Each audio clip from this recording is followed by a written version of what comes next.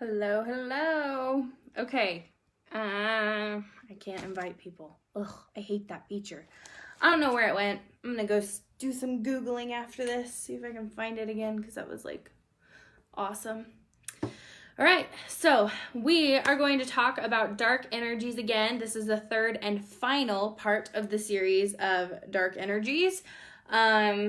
There's just so much I want to touch base on, and so I wanted to make sure everybody's questions were answered. So this is the last part. If you're here, let me know by commenting below. Even if you're replaying it and you're not here live, let me know. So we can get started. Okay, so the last thing I want to touch base on is how negative energies can affect us, even if we don't want them to. So in my last live video that I did, I talked about how it's all your agency and how we have to allow the dark spirits to influence us. And that is true. That is true. But there's one specific aspect of it that I really want to touch base on in order for you to effectively release dark energies from your system. So, the first thing we need to understand is sometimes we have to acknowledge the darkness in order for outside sources or the darkness to not affect our energies, or in order to change our energy. So some people believe that, oh, if I just don't give them energy at all, I've heard this before, if I don't give it energy at all, then I won't be affected by it. And that's not true. That's like saying, well, if I don't give the nail in my foot energy at all, then I won't be affected by it. I don't understand that mentality. And so I say you need to acknowledge it. You need to acknowledge that there is darkness, that it does exist, and that it can affect you. Acknowledging it is important. Now, delving into it, learning about it too deeply, practicing the dark energy, that's when you go into black magic and all the other, dark stuff that we don't want to be a part of. But simply acknowledging its existence is very powerful and beneficial for healing our own energy vibrations, and it is important. It is important. If we want to heal something, we have to first acknowledge it in all areas. If we're an alcoholic and we're like, oh, I want to heal my life, we have to first acknowledge that we have a problem. Honesty in the 12-step program, right? So it's a thing, and it's really important, and we have to acknowledge it. We have to acknowledge that we have dark energies, that they exist, that there is darkness, and that it affects us. Okay, so I want to also say that dark energies, second point I want to make is that dark energies can be affected by your environment, okay? And sometimes it's not your fault. Sometimes you want absolutely nothing to do with them, and you don't want the adversary involved in your life at all. You don't want dark energy involved at all. However, you find yourself entangled in dark energy. How does this happen if you don't want it and you deeply desire disconnection from dark spirits? Well, your environment invites them in. Even if you consciously don't want them in, it is your actions, your thoughts, and your feelings that invite them in. So this can also, your actions, thoughts, and feelings, and I will say environment. I'm going to tag this one on. So environment means the home that you live in, the feelings that you're experiencing, and the events that are happening in your life right now, the people that you surround yourself with. So let's say you have a really toxic mother, and no matter how hard you try to heal your relationship with your mother, it does not work because her agency doesn't want that kind of connection, doesn't want to heal. Well, naturally, the environment you're in every time you're around your mother is going to deeply affect your ability to stay centered in the light. And so sometimes our energy is weakened, our boundaries are weakened, our, locks on the door, if we're referring to our last video. Sometimes the latch is broken. And sometimes because of our environment and because of what's happening around us, we invite dark energies in that are not helpful to our being. So some other examples of this are I said, I'm looking at my notes. Maybe you're going through a miscarriage or have to live in a hospital. So obviously, if you're experiencing the death of a loved one, or you're living in somewhere like the hospital, or the family that you're currently living with and you're 16 and you can't move out and you don't have immunity and stuff like that, then obviously you're going to be affected by your surroundings, and that is not your fault. It is not something that you can just go, okay, I cast it out, you only have jurisdiction for what you personally have jurisdiction over. So your room, if you live in a family, in a house where the family is toxic and you're 14, 15, 16, you have jurisdiction over your space. So your room, your bed, maybe if it's just a bed under a closet, whatever it is, you still have jurisdiction over your space. And every time you connect to that space, you can connect back into the light.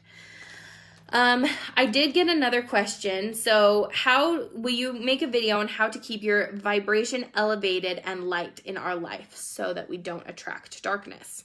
Okay, so I was going to answer this question. I made a list. So these are what I personally have done and I've noticed makes a huge difference on whether or not I'm getting attacked or feeling vulnerable and susceptible. So this is what I'm doing. There are lots of different ways to do this, but this is just what I have personally done and it has helped me. So number one, to keep your vibrations elevated, practice religion. It's not rocket science that religion raises our vibration. Scriptures, prayers, taking the sacrament, going to the temple, worshiping, any kind of religious, it doesn't even matter if you're Christian or Buddhist or whatever, any kind of religion is a high vibration where you're acknowledging a higher power, and connecting to the highest power is, in my opinion, the best way to disconnect from darkness, right?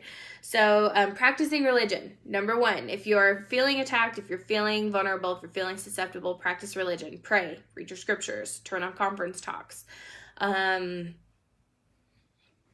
Go to church if your church is open 24/7.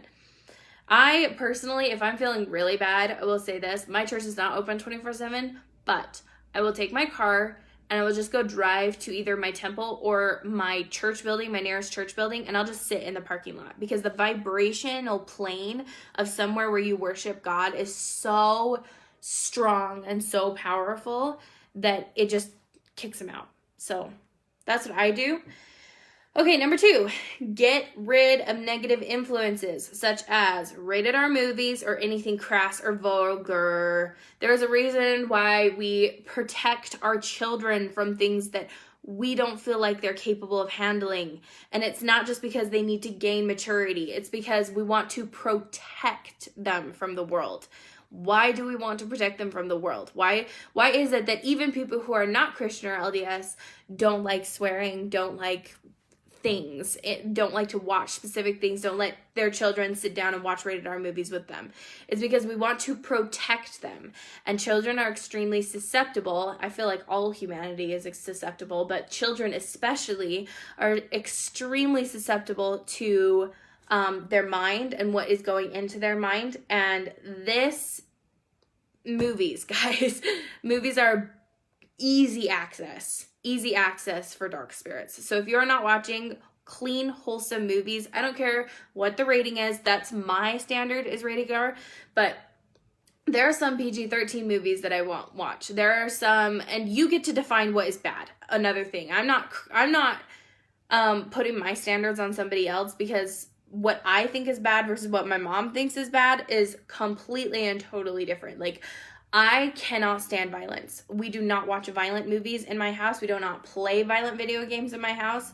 But my mom, I'm a lot more lax when it comes to passionate scenes on TV. And my mom, she can handle violence, but she absolutely cannot stand sexual content in videos. So it's okay if your ideas are not my ideas, and that's not what I'm saying. That's not what I'm getting at with this point.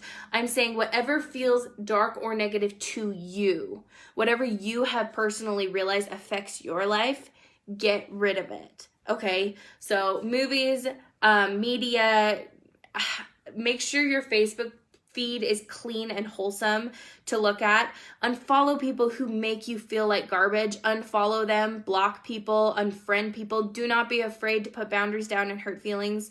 It's not going to hurt feelings. It's going to be protection to you. It's love for the self. So make sure all of your social media accounts, make sure all of your media that you're consuming is light and vibration.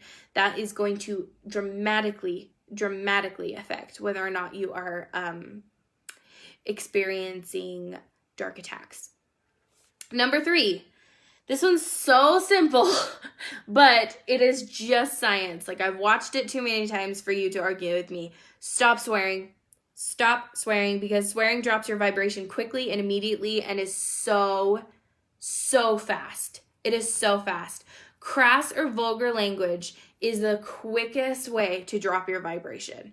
When you are trying to raise your vibration, you are saying wholesome things like, you're praying, you're saying, I am light, you're manifesting, I am an abundant being. Why is it that we use our language when we're trying to raise our vibration, but then people are so quick to swear? That doesn't make any sense to me.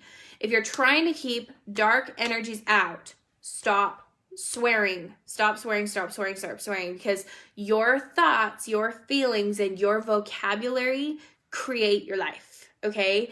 And this is not me judging anybody. I personally have struggled with swearing in the past. We all slip up. We're all human.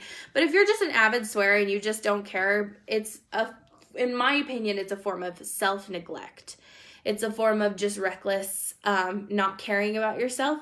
And it does invite dark energy in. It just does. So be careful and be mindful when you use swear words. Sometimes swear words are releasing. I will totally say that. Sometimes there is no other way to describe what you're feeling, and so you just have to say it how it is. That's okay.